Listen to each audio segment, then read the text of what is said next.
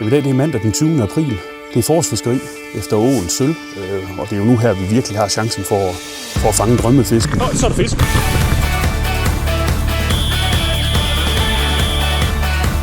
En god fisk. Var det ikke det, vi kom for? Jeg startede ud med at sige, at det ville blive svært i dag. Men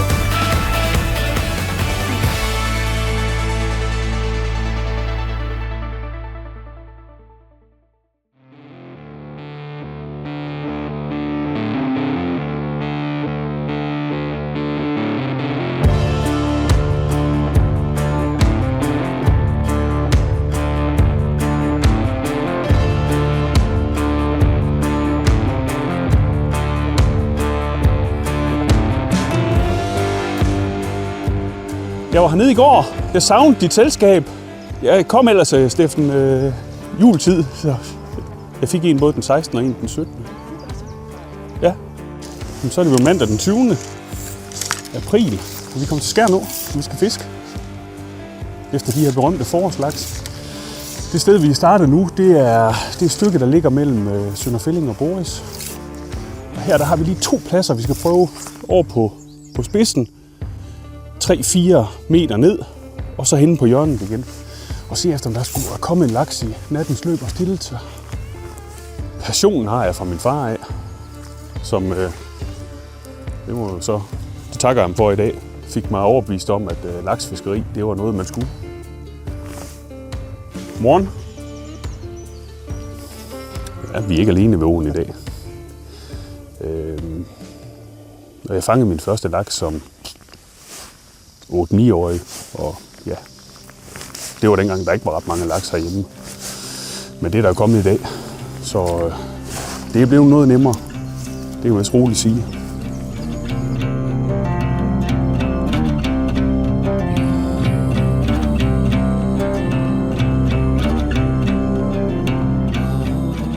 Den måde, jeg bedriver mit forårsfiskeri på, i hvert fald når vi er i april, og det er at prøve på at få fluen ned. Det vil sige, at jeg lægger over til modsat side i en 45 graders vinkel. Går 2 skridt. Første indtag lige så stille. Anden indtag lige lidt hurtigere. Tredje indtag lidt hurtigere igen. Og hvis der ikke er kommet noget på det, så kan du bare tage den ind og gøre klar til et nyt kast.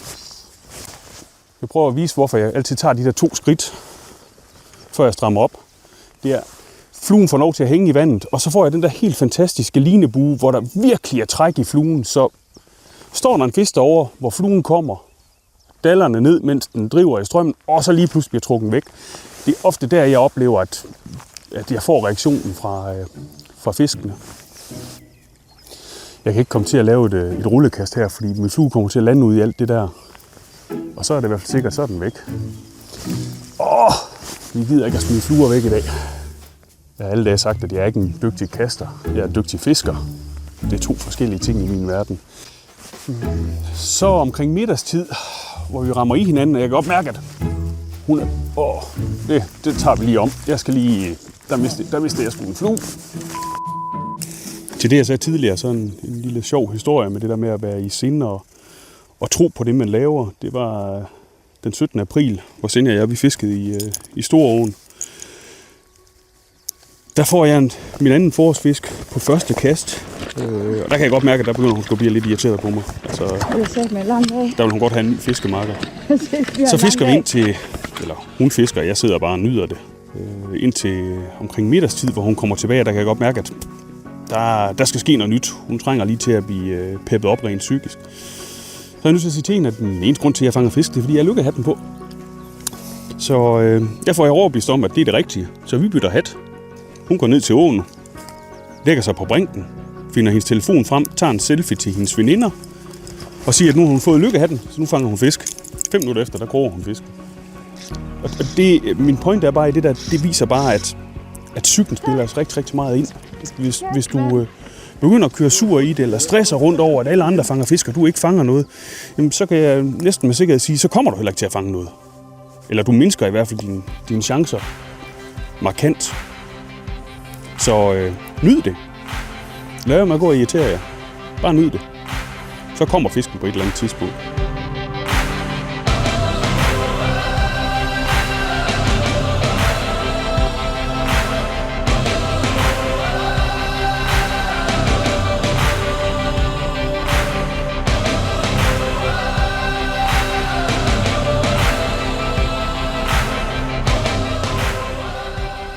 til mit fluefiskeri, der vil jeg prøve at fortælle lidt om, hvad liner jeg bruger, og det tager udgangspunkt i det her forårsfiskeri, altså vores aprilfiskeri. Det, jeg anvender, det er en Skatic line, hvor der er en kort klump. Og i det her tilfælde, der er det en 480 grains intermediate. Linen er ret kraftig, hvilket gør, at jeg kan vende nogle ret store søm af nogle fluer. Og så er det så snedigt indrettet, at jeg kan skifte spidserne ligesom på traditionelle kompaktliner. Og det, jeg kører med i dag, det er 3 meter til 18. Havde åen nu været højere end det, vi ser på i dag, så kan jeg godt have sat 4 meter til 18 på. Havde den været lavere, så har jeg nok sat 3 meter til 14 på, og så fremdeles. Så jeg kan hele tiden skifte spidserne for at sikre mig, at jeg har fluen nede i en dybde, hvor min fornemmelse er, at fisken vil stå. Derudover så er det meget vigtigt, når man fisker det her forårsfiskeri, og man fisker med synkeliner, at man ikke laver det allerlængste forfang. Nu er det her måske lige ved at være med det korteste. Nu har jeg også fisket med det tidligere, men jeg vil sige ikke mere end 70 cm. Så det er mit line-setup til forårsfiskeri. Through the sunrise I will thrive. Getting out alive. Getting out. Så er vi så igen kommet til en af åens gode standpladser. Over i bagenden af de 3 træer, der står. Jeg fik ingen fisk der sidste år, men min far han var i en. Men jeg har fået rigtig, rigtig mange derovre, så nu bliver det spændende at se, om der står en i dag.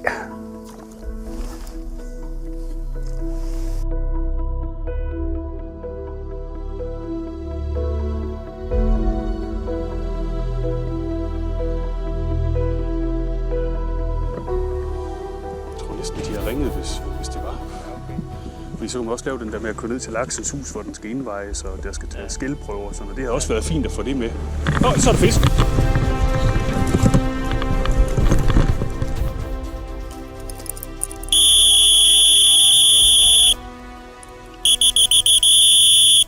Jamen, vi har sgu kroget en fisk. En god fisk. Der er noget gang i den her. Den tog.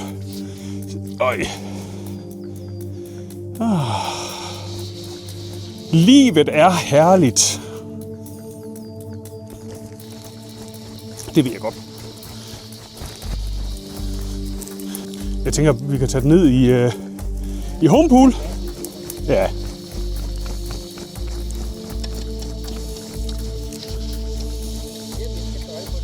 er lidt spændt på lige at se, hvor stor den er.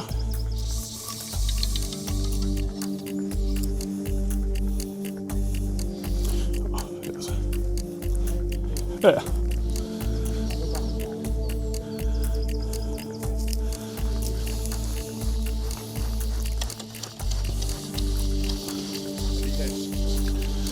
Ja.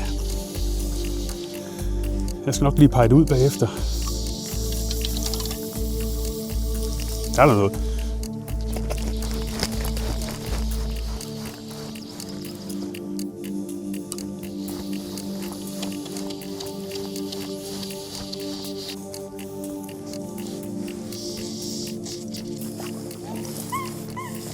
Det ser det. Ja. Det ser ud som om det er en god fisk. Jeg kommer lige herop. Går jeg lige lidt højt. Ja, men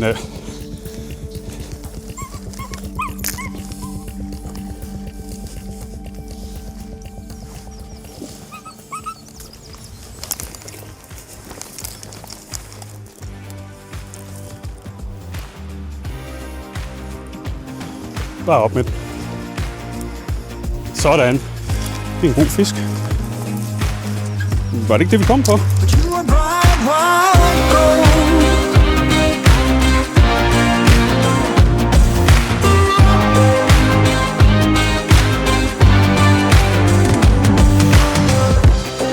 They made us lose our focus.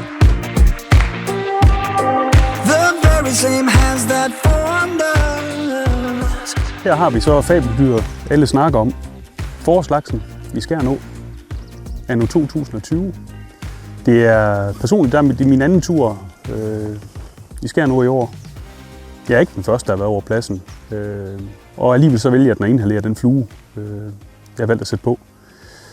Og det er ofte sådan, når fisken hugger, så går alting stærkt, men kastet bliver lagt på en plads, hvor jeg tidligere har fået fisk. Så den er ikke ukendt for mig.